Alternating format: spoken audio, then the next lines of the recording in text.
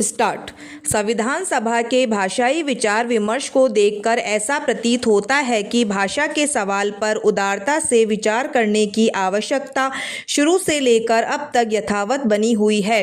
कई बार पूर्व निर्धारित धारणाओं को साथ लेकर चलने के कारण समस्या का समाधान मुश्किल जान पड़ता है। हिंदी के सवाल को भी इसी तरह से देखा जा सकता है।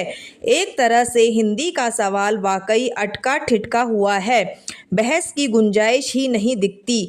हिंदी वाले अपने आप को घुटा और लुटा हुआ महसूस करते हैं। उन्हें अपनी इस बात पर पक्का विश्वास है कि सिर्फ हिंदी ही एकमात्र राष्ट्रभाषा है और जो भी इससे हल्का सा भी इनकार करता है वह गलत ही नहीं, शायद दुश्मन भी है। आज के परिवेश में जबकि भाषाएं वैश्विक स्तर पर लगातार बदलते परिदृश्य में नए तरीकों से ढलती जा रही है, अतः भाषा के संबंध में हर आयाम से विचार करने की आवश्यकता है। पैरा विद्वानों के मतों के आधार पर यह कहा जा सकता है कि हिंदी जन के मन की भाषा है। हमारे जीवन में हिंदी भाषा के क्या मायने हैं, इस बात पर विचार करते हुए आचार्य रामचंद्र शुक्ल द्वारा फैजाबाद के प्रांतीय साहित्य सम्मेलन में पठित भाषण का यह अंश द्रष्टव्य है। हमारे व्यवहारिक और भावनात्मक जीवन से जिस भाषा का संबंध सदा से चला आ रहा है, वह पहले चाहे जो कुछ कही जाती रही हो, अब हिंदी कही जाती है। इसका एक एक शब्द हमारी सत्ता का व्यंजक है, हमारी संस्कृति का संपुट है, हमारी जन्मभूमि का स्मारक है, हमारे हृदय का प्रतिबिंब है, हमारी बुद्धि का वैभव है। देश की जिस प्रकृति ने हमारे हृदय में रूप रंग भरा है, उसी ने हमारी भाषा का भी रूप रंग खड़ा किया है। आचार्य शुक्ल भाषा को जीवन के हर पक्ष से जोड़कर देखते हैं। जिस प्रकार प्रकृति ने प्रत्येक वस्तु के रंग रूप का विधान किया है, वैसे ही भाषा का भी विधान किया है। भाषा के संबंध में हिंदी बनाम अंग्रेजी का मसला हमेशा से मौजूद रहा है। अक्सर यह देखा जाता है कि इस मसले को अति भावनात्मक रूप दे दिया जाता है, लेकिन इस तरफ भाषाओं की साझेदारी की दृष्टि से देखना आवश्यक जान पड़ता है। हिंदी अंग्रेजी की प्रत्यक्ष दुश्मनी और वास्तविक साझेदारी के ढोंग को समझना भाषा की समस्या की असलियत को समझने के लिए परम आवश्यक है। समझना उन बेमतलब की अंतहीन बहसों को जो ना तो कहीं पहुंचती है ना पहुंच सकती है, लेकिन नादान जनता को उलझाए रखने में जरूर मददगार है। अंग्रेजी को एक प्रतिद्वंदी के तौर पर सीधे हिंदी के सामने खड़ा कर देना एक भारी समस्या है। यह संभव है कि यदि हिंदी अपने रूप स्वरूप को ठीक तरह से समझे, अपने विकास के क्रम को ठीक तरह से विश्लेषित करे, तो बहुत सारे अंग्रेजी समर्थक लोग उसका स्वागत कर सकते हैं। पैरा ऐसा नहीं है कि भाषा को लेकर द्वंद्व की स्थिति बहुत बाद में पनपी। विद्वानों के मतों के आधार पर कहा जा सकता है कि संविधान सभा की कार्यवाही में यह स्थिति मौजूद थी।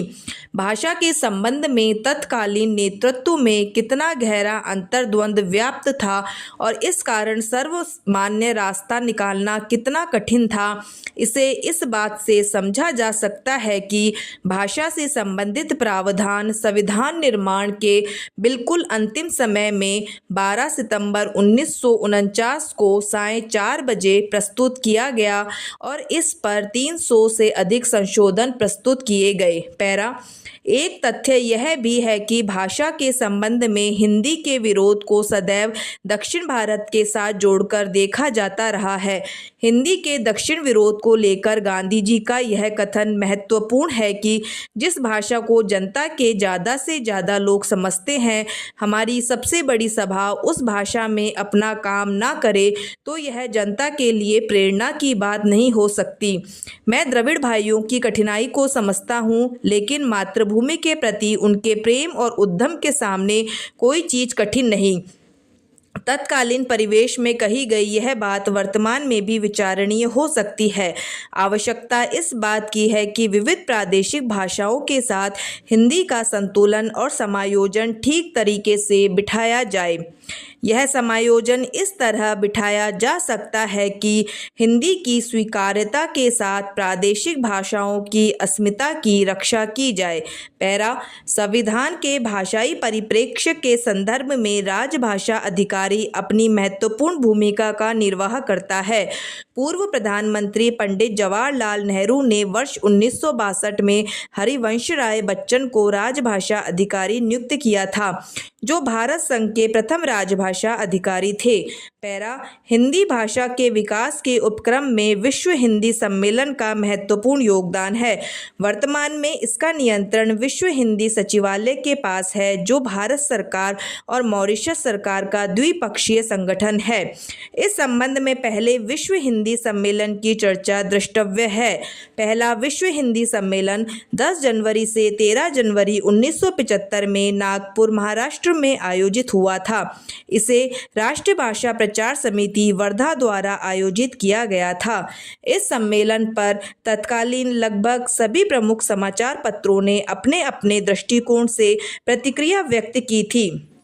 कुछ समाचार पत्रों ने इसे प्रशंसात्मक बताया, लेकिन अधिकांश समाचार पत्रों ने इसके संबंध में सरकार की नीतियों का विरोध किया था। यह घटना हिंदी के प्रति शासन के एक रुख को इंगित करती है। प्राय यह देखा जाता है कि काल विशेष में कई बार शासकीय प्रयत्न उस तरह से नहीं हो पाते जिस तरह से उन्हें होना चाहिए। इस संबंध में कारगर प्रयासों की आवश्यकता हमेशा बनी रहती है। पैरा संविधान विशेषज्ञों के अनुसार भाषा को लेकर कुछ समस्याएं संविधान में देखी जा सकती है। संघ के शासकीय प्रयोजनों के लिए एक भाषा निर्धारित की गई है, किंतु प्रादेशिक भाषा समूहों की सुविधा के लिए संविधान के निर्माताओं ने राज्य विधानमंडलों और राष्ट्रपति को हिंदी से भिन्न एक या अधिक भाषाओं को राज्य के शासकीय व्यवहार में प्रयोग के लिए मान्यता देने की अनुज्ञा दी। परिणाम स्वरूप राजभाषा से संबंधित संविधान के उपबंध कुछ जटिल हो गए हैं। कई बार यह भी देखा गया है कि भाषा के विकास का उपक्रम भेदभाव की भावना की भेंट चढ़ जाता है। ऐसा भी हो जाता है कि कभी कोई राज्य विशेष किसी भाषा विशेष को प्रश्रय देता है तो किसी भाषा विशेष को अनदेखा करता है। विद्वानों के अनुसार यह भावना राजभाषा के विकास के मार्ग को अवरुद्ध करने का कार्य करती है।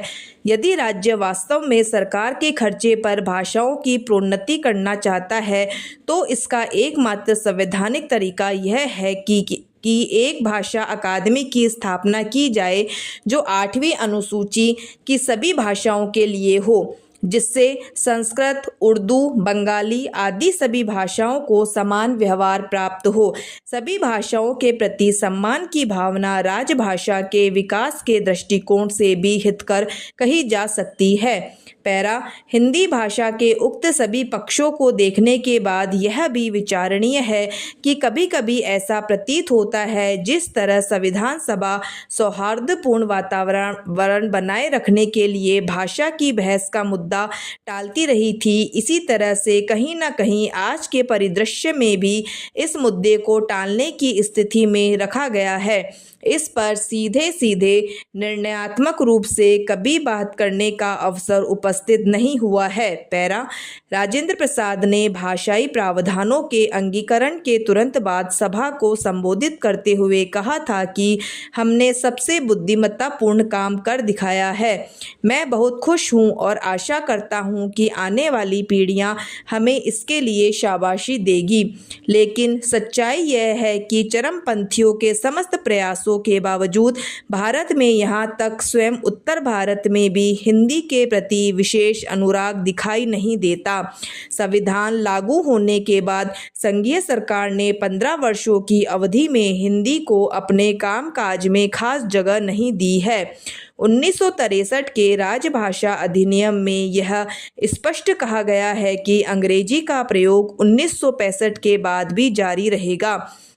विद्वानों के मतों के अनुसार समय के साथ राजभाषा के विकास की व्याख्या जिस तरह से होनी चाहिए थी उस तरह से नहीं हो पाई। पैरा हिंदी भाषा के विकास को लेकर यथा अवधि सरकारी प्रयत्न होते रहे हैं, लेकिन उन किए गए सरकारी प्रयत्नों के संदर्भ में यह मत द्रष्टव्य है, सरकार हिंदी भाषा को राजकाज की भाषा बनाने का काफ़ी दिखावा कर रही है।